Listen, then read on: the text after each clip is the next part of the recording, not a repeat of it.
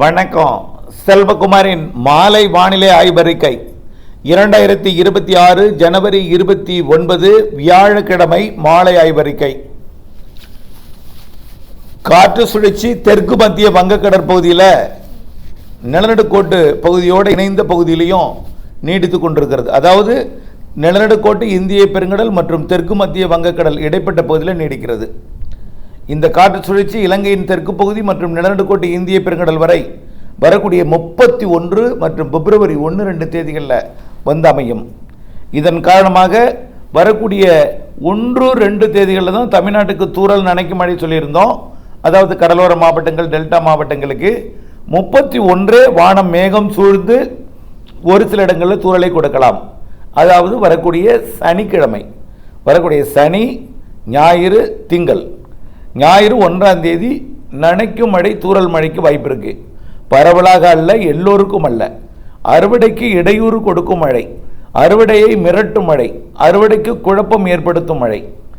இது கடலூர் மாவட்டம் முதல் ராமநாதபுரம் மாவட்டம் வரைக்கும் முதல்ல தெரிகிறது. பிறகு 2ஆம் தேதி அது தென் கடலோரம், தென் உள்பகுதிகளுக்கும் தெரிகிறது. தென் மாவட்ட மேற்கு தொடர்ச்சி மலைக்கும் வாய்ப்பு இருக்கு.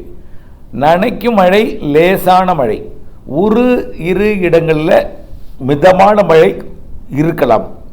மிதமான மழை இருக்கலாம். பெரும்பாலும் இடைப்பட்ட பகுதியில் ஆங்காங்கே தூறல், நனைக்கும் மழை, லேசான மழை.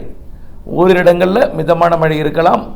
எங்காவது ஒரு இடத்துல கண்டிப்பாக மிதமான மழை இருக்கும். ஆனால் இது குறிப்பிட்ட இந்த பகுதியில் மட்டும்தான். கடலூரோட தெற்கு பகுதி, மயிலாடுதுறை, காரைக்கால், நாகப்பட்டினம், திருவாரூர், தஞ்சாவூர் 2ஆம் தேதி தான் தெற்கே புதுக்கோட்டை, ராமநாதபுரம் மற்றும் தூத்துக்குடி இந்த பகுதி நனைக்கும் மழை, அறுவடைக்கு இடையூறு கொடுக்கும் மழை. அடுத்தபடியாக அடுத்த நிகழ்வு, இந்த நிகழ்வு எந்த அளவுக்கு முன்னேறி மீண்டும் தென் மேற்கு நோக்கி நிலநடுக்கோட்டு பகுதியை நோக்கி விலகிடும். அடுத்த நிகழ்வோடு இணைந்து வரக்கூடிய 4, 5, 6, 7 தேதிகளில் வரும். 4ஆம் தேதி இலங்கைக்கு, இதுவே 31ஆம் தேதி தான் இலங்கைக்கும் தமிழ்நாட்டுக்கும். அடுத்தது 4ஆம் தேதி இலங்கை, 5ஆம் தேதி தமிழ்நாட்டுக்கு. அது திருவள்ளூர், சென்னை, செங்கல்பட்டு, காஞ்சிபுரம், விழுப்புரம், புதுச்சேரி, கடலூர், மயிலாடுதுறை, நாகப்பட்டினம், திருவாரூர், தஞ்சாவூர், புதுக்கோட்டை, ராமநாதபுரம், தூத்துக்குடி இந்த மாவட்டங்களுக்கு நனைக்கும் மழை, லேசான மழை, ஓரிரு இடங்களில் மிதமான மழை, சற்று கனமழை கூட ஓரிரு இடத்துல ஏதாவது ஒரு இடத்துல இருக்கலாம். அது கொஞ்சம் உள்ளே போய் உள் மாவட்டங்களின் அடுத்த பகுதி, அதாவது கடலூர் மாவட்டத்தின் மேற்கு பகுதியோட உளுந்தூர்பேட்டை வரைக்கும், அதாவது விழுப்புரம், கள்ளக்குறிச்சி மாவட்ட எல்லைப்பகுதி வரைக்கும், விருத்தாச்சலம் கடலூர் மாவட்டம் வரைக்கும், அரியலூர் மாவட்டம் வரைக்கும், சிவகங்கைக்கும் கூட அடுத்த அந்த 5, 6, 7 நிகழ்வு மழைப்பொழிவை கொடுக்கலாம். மீண்டும் ஒரு முறை 31, 1, 2, அடுத்தது 5, 6, 7 தமிழ்நாட்டிற்கு அறுவடைக்கு இடையூறு கொடுக்கும் லேசான மழை, நனைக்கும் மழை, தூறல் மழை ஆங்காங்கே. புரியுதுங்களா? அடுத்தது பனி வந்துடும். அடுத்தது 6ஆம் தேதியிலிருந்து பனிப்பொழிவு, அதாவது 8ஆம் தேதியிலிருந்து பனிப்பொழிவு. இது மழைப்பொழிவுக்கு முன்னாடி கொஞ்சம் குளிரையும் கொண்டு வரும். அதாவது 31ஆம் தேதி கொஞ்சம் குளிரும் இருக்கும். அடுத்தபடியாக 5ஆம் தேதி குளிரும் இருக்கும். குளிரோடு சேர்ந்து ஒரு லேசான ஒரு மூடுபனி போல ஒரு அதிகாலை நேரத்தில் இருக்கும். அதற்கு பிறகு தான் மேகம் அப்படியே மேகமாக, அதாவது மழை மேகமாக மாறும். மூடுபனியும் இருக்கும். வரக்கூடிய 31ஆம் தேதியும் 4ஆம் தேதியும் 5ஆம் தேதியும் மூடுபனியும் இருக்கும். பிறகு அது மழையாக மாறும். பனிப்பொழிவுக்கு பிறகு மழைன்னு சொல்லலாம். அப்படி இருக்கும் வானிலை. அடுத்தபடியாக 8ஆம் தேதியிலிருந்து குளிர் கொஞ்சம் கூடும். பனிப்பொழிவோடு சேர்ந்த குளிர் வானிலை. ஆனால் உறைபனி கிடையாது. இப்போ இருக்கிற குளிரை விட கொஞ்சம் கூடுதல் குளிர், கொஞ்சம் பனிப்பொழிவும் இருக்கும். 8, 9, 10, 11, 12ஆம் தேதி வரைக்கும். 13ஆம் தேதியிலிருந்து அடுத்த நிகழ்வு மேகமூட்டத்தை ஏற்படுத்தும். ஆங்காங்கே 14, 15, 16, 17 தூறலை கொடுக்கும். அடுத்த நிகழ்வு அது எந்த அளவிற்கு முன்னேறி வந்து மழைப்பொழிவை கொடுக்கும் என்பது ஆய்வில் இருக்கிறது. அதாவது 15ஆம் தேதி நிகழ்வு ஆய்வில் இருக்கு.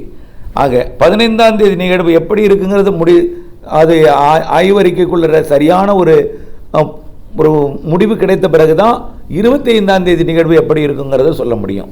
ஆகவே 15, அதுக்கடுத்தது 25, அதுக்கடுத்தது மார்ச் 2 நிகழ்வு இருக்குது. மார்ச்லேயும் 2 நிகழ்வு இருக்குது, பிப்ரவரிலையும் 2 இருக்குது, பிற்பகுதியில் மார்ச்லேயும் நிகழ்வு இருக்குது. இவை எல்லாமே இலங்கைக்கு கண்டிப்பாக மழை பொழிவை கொடுக்கும். இலங்கைக்கு எல்லா நிகழ்வுமே கனமழை பொழிவை கொடுக்கும். இப்போ வரக்கூடிய 31-1-2 மழையும் கனமழை பொழிவை கொடுக்கும். அதை விட 5, 6, 4, 5, 6, 7 இலங்கைக்கு 4, 5, 6, 7 இலங்கைக்கு கனமழை பொழிவை கொடுக்கும்.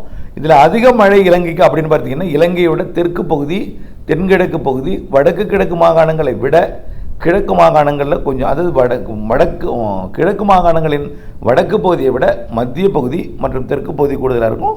இலங்கையோட தென்கிழக்கு பகுதி, அதாவது கல்முனை, ஹம்மந்தோட்டா இடைப்பட்ட பகுதி கண்டிப்பாக இருக்கும். அது அப்படியே உள்ளே கண்டி வரைக்கும் மழை பொழிவை கொடுப்பதற்கு வாய்ப்பு இருக்குது. 5, 6, 7 கனமழை வாய்ப்பு இருக்குது இலங்கைக்கு. மிக கனமழை பொழிவு கூட தெரிகிறது. 15ஆம் தேதிக்கு மேல் வருவதும், அதாவது பிப்ரவரி இறுதியில் வரக்கூடிய 2 நிகழ்வும், பிப்ரவரி பிற்பகுதியில் வரக்கூடிய 2 நிகழ்வும், மார்ச்சில் வரக்கூடிய 2 நிகழ்வுமே இலங்கைக்கு நல்ல மழை பொழிவை கொடுக்கும். இலங்கைக்கு வருவது ஒரு சில நிகழ்வுகள் அப்படியே வடக்கு கிழக்கு மாகாணங்களுக்கு முன்னேறி கொடுக்கும். அடுத்தது ஒரு சில நிகழ்வுகள் டெல்டாவிற்கு எட்டும். அடுத்தது சில நிகழ்வுகள் வடகடலோரமும் எட்டும். சில நிகழ்வுகள் வடகடலோரம், டெல்டா, தென் தமிழ்நாடு எட்டும். இப்படி ஒரு சில நிகழ்வுகள் உள்ளேயும் எட்டும். ஆனால் இது எந்த நிகழ்வுங்கிறத நாம் ஆய்வில் இருக்கு. வரக்கூடிய இந்த 15ஆம் தேதி நிகழ்வின் தீவிரத்தன்மையை அறிந்த பிறகு நீண்டகால வானிலை அறிக்கையை நான் சமர்ப்பிக்கிறேன். 15ஆம் தேதி நிகழ்வு எப்படி இருக்குன்னு பார்க்கணும். அந்த நிகழ்வும் அடுத்து வர்ற நிகழ்வும் உறுதிப்படுத்தியாச்சுன்னா மார்ச், ஏப்ரல் நிகழ்வு, மே நிகழ்வு, மே மழை, இவையெல்லாம் நாம் நீண்டகால வானிலை அறிக்கையாக சமர்ப்பிக்கலாம். அதே போல் நிறைய பேர் கேட்டிருக்கீங்க, வரக்கூடிய தென்மேற்கு பருவமழை கேட்டிருக்கீங்க, கோடை மழை கேட்டிருக்கீங்க. அதே போல் தென்மேற்கு பருவமழை வரக்கூடிய, அதாவது மேட்டூர் அணை எப்பொழுது திறக்கப்படும், ஜூன் 12 திறக்கப்படுமா, இவையில் நிறைய உடனடியாக பதில் சொல்லிடலாம். அனைத்தையும் இணைத்து ஒரு விரிவான அறிக்கையாக உங்களுக்கு சமர்ப்பிக்க கடமைப்பட்டிருக்கிறேன். மொத்தத்தில் ஒட்டுமொத்தமாக ஒரு கண்ணோட்டத்தை பார்க்கும் பொழுது இந்த ஆண்டு தென்மேற்கு பருவமழை அரபிக்கடல் நிகழ்வால் நல்ல ஒரு மழை பொழிவை கொடுக்கும். வங்கக்கடலை விட அரபிக்கடல் வெப்பம் உயர்ந்திருக்கு. வரக்கூடிய நாட்களில் கண்டிப்பாக இன்னும் உயரும். தென்மேற்கு பருவமழை முன்கூட்டியே தொடங்கும். தென்மேற்கு பருவமழை அரபிக்கடல் நிகழ்வுகள் இருக்கும். கண்டிப்பாக இந்த வருஷம் அரபிக்கடல் நிகழ்வு கேரள கடலோரம், கர்நாடகா, மகாராஷ்டிரா நல்ல மழை பொழிவை தரும். வங்கக்கடலையும் நிகழ்வு உருவானாலும் அரபிக்கடலில் நல்ல ஒரு மழை பொழிவை கேரள கடலோரம், கர்நாடகாவிற்கெல்லாம் கொடுப்பதற்கு நல்ல ஒரு சாதகம் இருக்குது. அதே போல் தமிழ்நாட்டிலும் கோடை மழை நன்றாகவே தெரிகிறது. இவையெல்லாம் ஒரு முன்னோட்டமாக ஏற்கனவே சமர்ப்பித்திருக்கிறேன். இது தொடர்பான விரிவான அறிக்கை கொடுத்த பிறகு நீங்கள் அது தொடர்பான திட்டமிடுதலை நீங்கள் மேற்கொள்ள வேண்டும். இவை அனைத்துமே கண்ணோட்டம்.